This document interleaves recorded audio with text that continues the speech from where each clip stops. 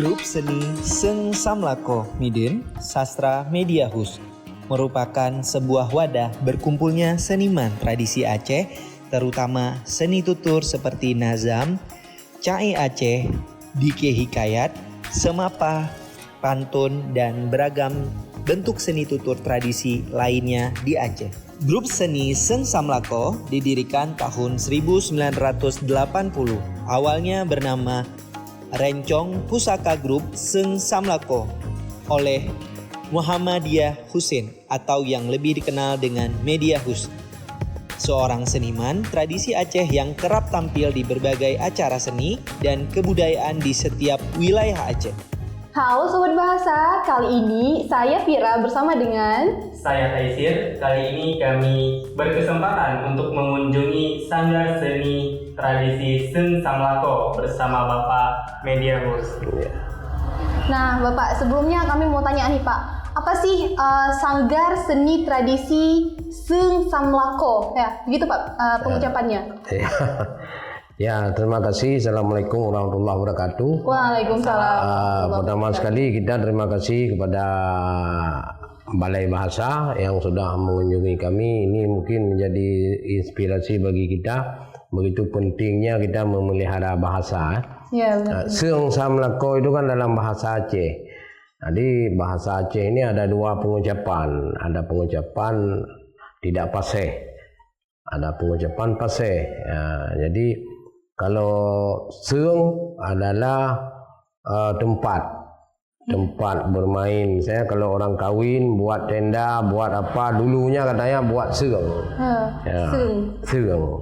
Samlako laki-laki atau pria. Jadi kalau orang Aceh kalau udah kawin lako winau namanya kan. Udah ada lako, udah ada winau. Jadi ini masalahnya pada anak-anak milenial sekarang dan anak-anak muda. Kenapa tidak, memang nggak salah, kenapa tidak tahu lagi seung, tidak tahu lagi samlako, karena tidak terpublis. Nah, ini mungkin Balai Bahasa ini penting juga memelihara bahasa lokal. Nah, itu pengertian daripada Seung Samlako. Makanya ada dua pengertian. Kalau seung tidak paseh, seung paseh. Lako itu tidak tepat. Lako. Itu. Ada bunyi ada bunyi itu kan Samlako. Itu tulisan pakai diakritik. Nah, ini kita mempromosikan, kalau kami di Sanggar Seung Samlako mempromosikan budaya pertama sekali, mempromosikan tutur Aceh, juga kalau menulis kita promosikan tulis bahasa Aceh yang sebenarnya. Nah, itu tujuan, misi dan visi kita untuk para generasi semampu mungkin kan. Nah, termasuk dalam pakaian. Nah, ini pakaian Aceh, ada peci Aceh, ada motif-motif. Nah, ini penting bagi kita semua. Nah, berarti Sanggar Seni Seung Samlako ini bisa kita bilang salah satu ajang untuk kita mempromosikan Aceh yang sesungguhnya. Iya, gitu, Pak? Ya benar. Tapi kita istilahnya tidak bukan musim. Jadi kalau kita masih hidup, ini tetap hidup. Jadi kita nggak ada lagi nanti, ini masih hidup. Nah, ini tujuannya. Jadi Sanggar Seni ini berdiri dari kapan, Pak? Ya, kalau cerita berdiri sejak tahun 1983 dan 84. Itu di daerah, karena saya dari Aceh Barat dulu. Sekarang udah Aceh Jaya, udah ada pemekaran di Aceh Barat. Di sebuah Desa Monmada, Kecamatan Kurung Sabi, Kabupaten Aceh Barat waktu itu. Kami berdiri, saya membuat buku-buku, membuat syair-syair dan hikayat-hikayat Aceh bersama guru saya dulu, Tengku Abdul Wahab, dan juga saya berguru kepada Syekh Hirih Kurunaya, Syekh Mujrillah, termasuk Tengku Adenan PM Tok.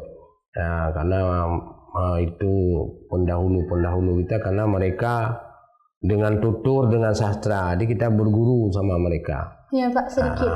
Jadi tadi Bapak bilang menulis berarti dari pertama Bapak belajar langsung ditulis dulu untuk jadi buku seperti ini atau ditulis untuk Bapak belajar sendiri?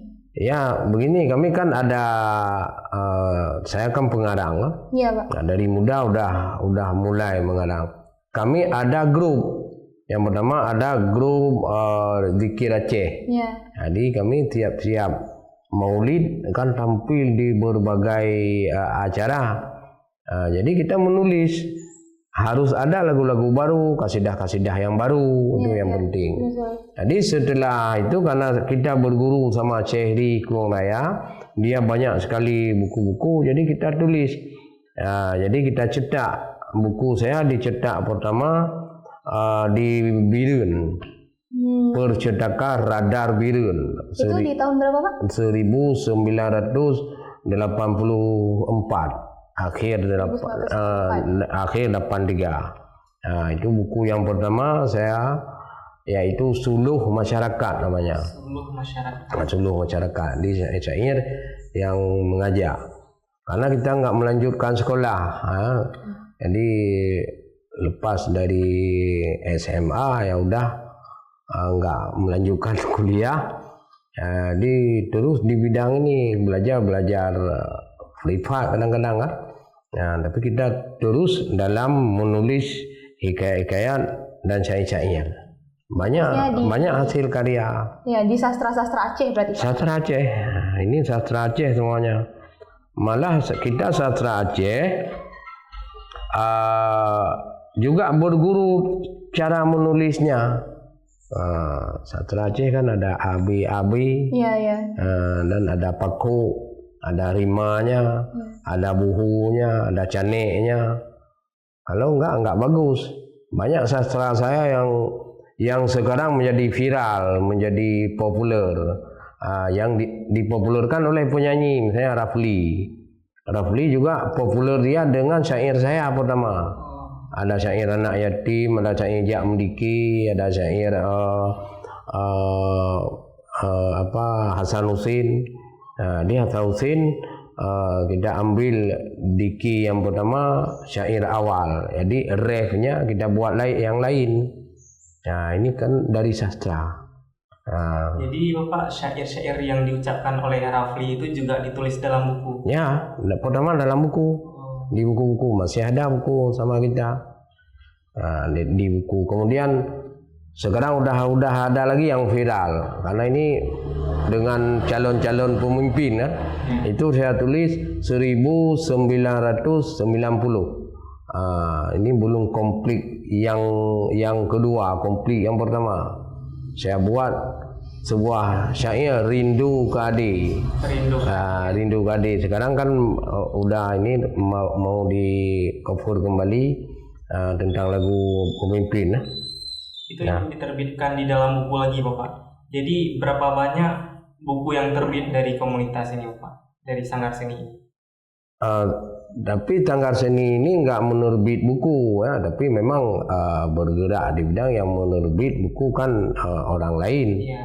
Karena kita seperti ini, kita istilahnya mencari donatur kan. Ini dari MAA yang menerbit. Kalau dulu Percetakan Radar, ada KUD Rahmat di Banda Aceh, toko buku Radar di Banda Aceh, toko buku dan kitab Radar. Jadi kita hanya mengarang dan memberi pelajaran kepada anak-anak didik. Mereka juga kalau sudah siap menulis sastra Aceh bisa dikeluarkan, diterbitkan untuk bacaan. Ya. Berarti di sini Pak kita fokus ke sastranya berarti Pak ya? Ya. Berarti dari sastra ini nanti baru dikembangkan lagi oleh orang-orang lain seperti itu? Iya, fokus. Nah, tadi kalau misalnya Bapak sempat menyebutkan tentang anak didik. Nah, anak didik itu siapa aja nih Pak? Yang maksudnya anak didik siapa aja yang siapa aja yang mau belajar atau memang orang-orang khusus yang ditarik untuk belajar sastra Aceh ini? Iya, yang pertama gini, kita kan bermitra. Karena kita semacu dengan Balai Bahasa. Dengan Balai Bahasa kita kan juga bermitra dengan MAA.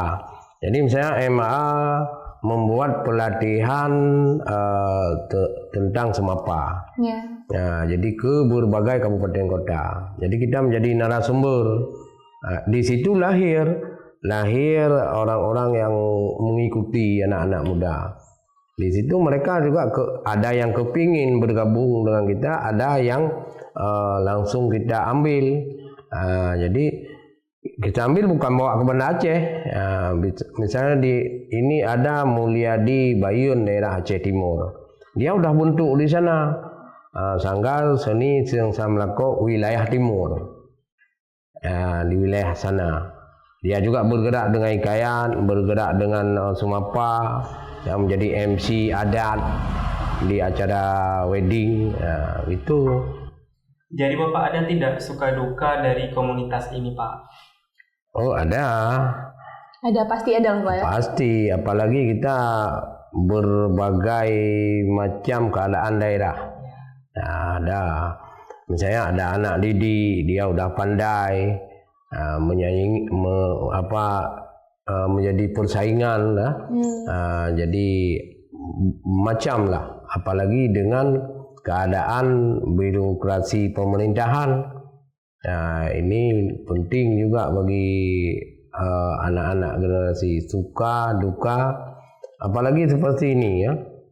Karena saya berpendapat dalam rangka melestarikan sastra Aceh ini, kita jangan bukan uang dulu. Kadang-kadang ada anak didik kita uang dulu, kita bukan. Jadi yang membantunya dulu, mitra kita dulu. Jadi misalnya ini buku, kita nggak ada uang.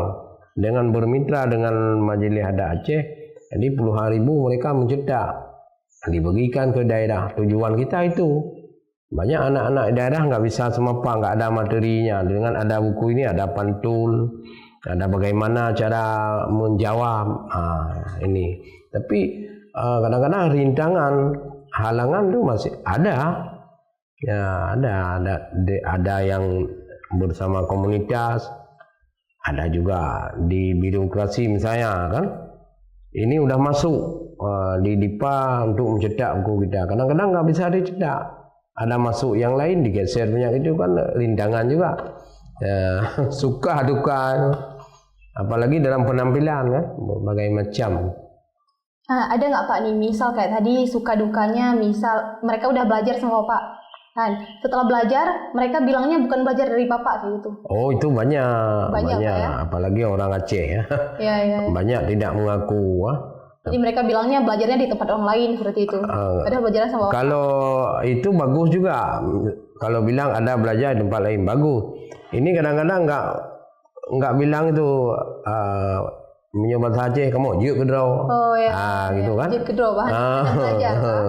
Padahal ini kita tahu kan. Jadi kalau yang sebenarnya tetap sebenarnya. Ya, itu biasa. Ada. Kalau misalnya untuk pencapaian Pak, selama dari kalau tadi Bapak tidak salah menyebutkan tahun 1984 sampai sekarang, pencapaian yang sudah diraih oleh Sanggar Seni ini sendiri apa aja tuh Pak? Iya, banyak. Jadi pencapaiannya kita yang pertama sekali tentang publikasi. Banyak anak-anak yang sudah bisa mendidik lagi. Itu kan pencapaian kita. Kemudian kita menerobos birokrasi. Ini sebuah pencapaian. Misalnya, ini yang orang harus tahu. Sebuah kabupaten kota kita melirik bagaimana program bupatinya. Di bupatinya programnya banyak ke sastra Aceh. Ke sana kita masuk.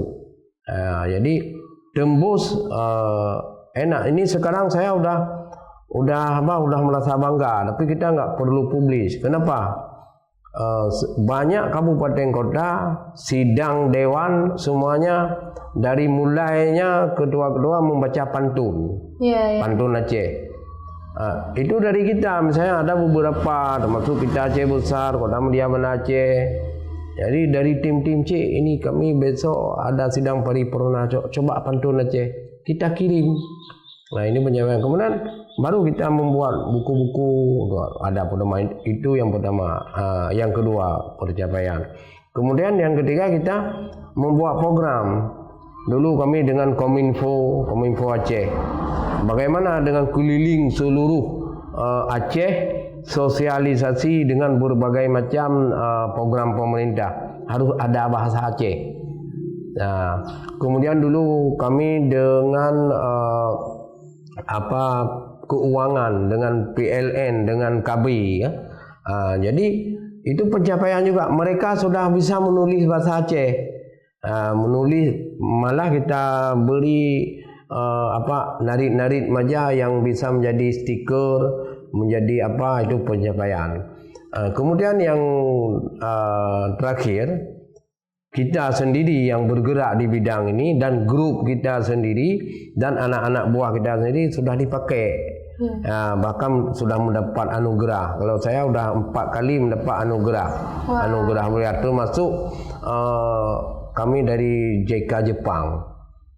Jadi waktu tsunami Jepang ada program mitigasi ke Aceh. Kami 1 bulan membaca hikayat di radio RRI. Jadi disiar langsung, ditranslate dengan bahasa Jepang. Kami bahasa Aceh, translate, disiar langsung di Jepang, di radio Jepang. Jadi kita mendapat apresiasi dari mereka juga. Berarti sudah sangat banyak pencapaiannya. Iya.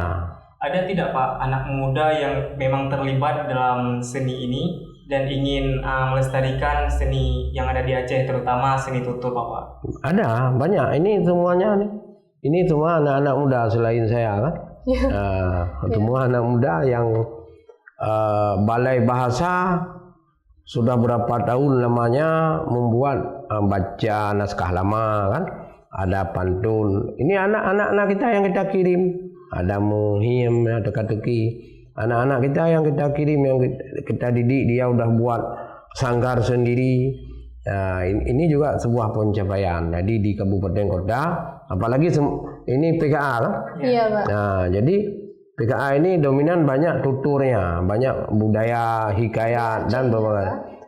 Itu hampir dari kabupaten kota semuanya anak didik kita yang dikirim di sana, karena orang lain nggak bisa.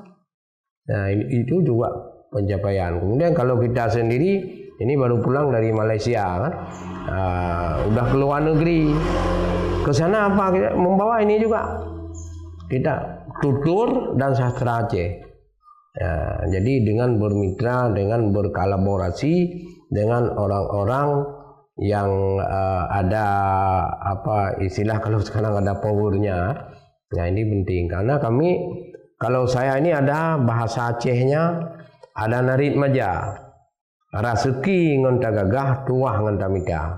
Nah, rezeki ini harus kita cari, jangan diam, duduk yarani nebi peng sama gini, itu nggak ada. Jadi raseki daga, tuah itu prestasi. Ini adik-adik ini kan menjadi duta bahasa kan, dengan giat kan. Kalau nggak ada giat mana jadi duta.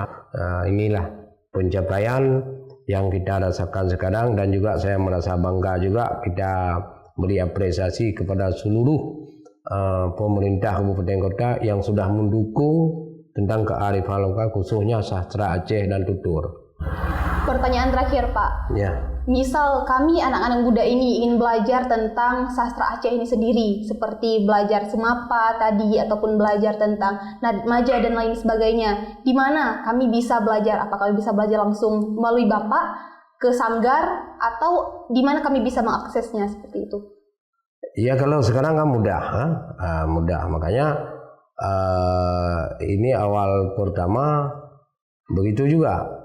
Jadi saya kalau mau anak muda mau belajar dengan kami, dengan Seung Samlako, pertama bergabung. Masuk dalam grup. Yang kedua nggak usah bergabung, tapi ada komunikasi. Jadi karena sastra ini nggak bisa lah, tapi gitu-gitu misalnya daring kan. Jadi nggak mantap, harus langsung. Jadi ini penting. supaya apa yang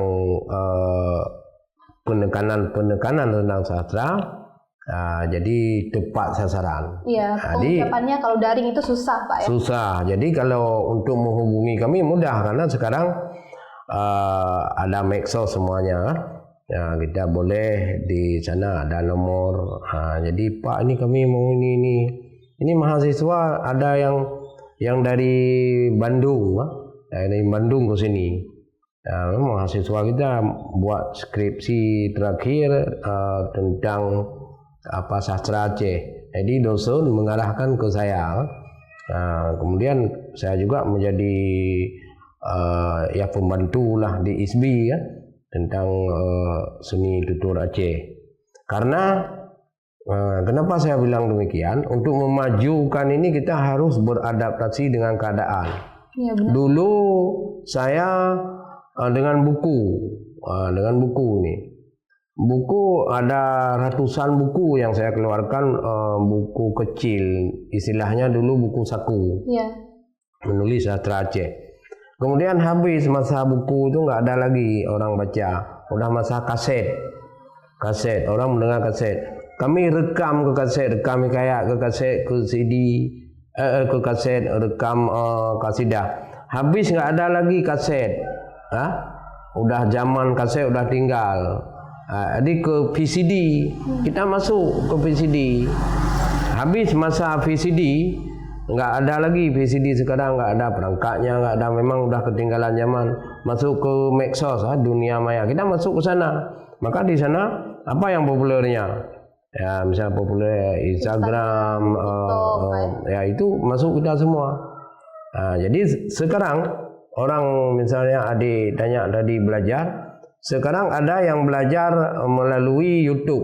Yeah. Nah, mereka hafal semapa kami di YouTube. Setelah itu baru hubungi, kita. Berarti sangat banyak cara untuk bergabung ke dalam Sanggar Seni. Iya banyak. Dan satu lagi Pak, apa harapan Bapak terhadap Sanggar Seni ini Pak? Ya kalau harapan kita kan harus maju terus. Ini sanggar. Jadi kita sudah tua. Saya sudah tua nih. Lahir 1946. Hitung sendiri berapa umur sekarang kan? Iya. Jadi kita mendidik anak-anak generasi inilah. Ini generasi di Aceh Besar ada, Aceh PD ada, Aceh Utara, Aceh Timur, dan Aceh Barat, Aceh Selatan. Sekarang anak-anak ini boleh lihat, adik-adik boleh lihat yang live di TikTok. Ya, Barat Selatan tiap malam mereka bersyair di sana, bersyair. Kadang-kadang saya masuk juga ke room mereka. Jadi kalau saya live, mereka masuk ke saya. Itu juga belajar. Ada yang tanya, Cik ini bagaimana? Kita memberi pemahaman. Ini kan mudah kan? Dengan live. Jadi inilah kalau misalnya adik-adik menjadi duta bahasa, nanti menjadi duta sastra Aceh. Baik, berarti harapan kedepannya itu semoga Sanggar Seni ini sendiri dan juga sastra Aceh tetap terlestarikan dan juga tidak punah di dalam masyarakat, terutama di dalam masyarakat Aceh sendiri. Ya, harapan bukan untuk kita aja kan, termasuk harapan yang paling besar kepada pemerintah Aceh, karena kalau tidak ada di dunia pendidikan itu nihil sama sekali. Itu yang penting. Ini kan di dunia pendidikan, karena anak SD, SMP, SMA sampai ke perguruan tinggi, orang nggak tahu lagi. Kemarin saya tanya sama mahasiswa, ada mahasiswa dulu KKN, sekarang PKL. Saya tanya, Dek, simbolnya ikon ataupun USK itu apa? Nggak tahu mereka. Tahu jantung hati rakyat Aceh. Apa itu kan? Memang anak mahasiswa baru, berarti dia wawasannya masih kurang. Ada yang tanya lagi, timpang mesra itu apa? Nggak tahu itu pena itu kan? Jadi inilah pikiran-pikiran anak sekarang kan? Jadi wawasan penting, belajar penting, bukan saja membaca dengan bahasa nasional, bahasa Indonesia, tapi bahasa Aceh lebih penting. Harapan kita pertama sekali pemerintah Aceh giat mulai dari SD, SMP, SMA, kearifan lokal khusus tentang sastra Aceh jangan ditinggalkan. Karena ini ada pemahaman, ini penting bagi adik-adik. Saya pernah juga wawancara dengan sebuah TV. Mereka bilang seni PMTOH. PMTOH itu bukan seni. Jadi julukan Tunku Adena PMTOH sekarang dianggap seni. Dan saya mendengar juga dari presenter TV swasta. Ya, mari kita lihat itu seni PMTOH itu sudah salah. Kita meluruskan kan. Itu julukan misalnya saya. Ada juga yang bilang nanti malam ada penampilan seni media house. Ya, kan? Padahal media house nama bapak. Nama saya. Saya membawakan seni kan, seni Aceh ini kan, tutur. Jadi ini pemahaman ini penting. Seperti pantun. Sekarang nggak ada. Coba lihat di HP di mana saja. Coba kata-kata satu. Coba. Padahal dia disuruh berpantun, tapi dibilang kata-kata kan. Ini penting. Ya berarti kita harus belajar lagi nih teman-teman untuk bagaimana sih sastra ini di Aceh seperti itu. Terima kasih Pak Media Host telah memberikan kami banyak informasi terkait Sanggar Seni Tradisi Seung Samlako. Mari sama-sama kita lestarikan seni tradisi sastra Aceh. Saya Taisir. Dan saya Vira. Sekian, terima kasih.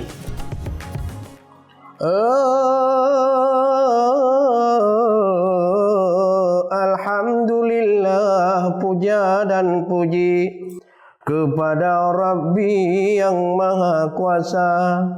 Ada pesan dari saya orang tua ini kepada generasi di mana saja. Mari kita sekarang ini kita lestari budaya bangsa, adat istiadat wahai generasi. Kita promosi melalui sastra.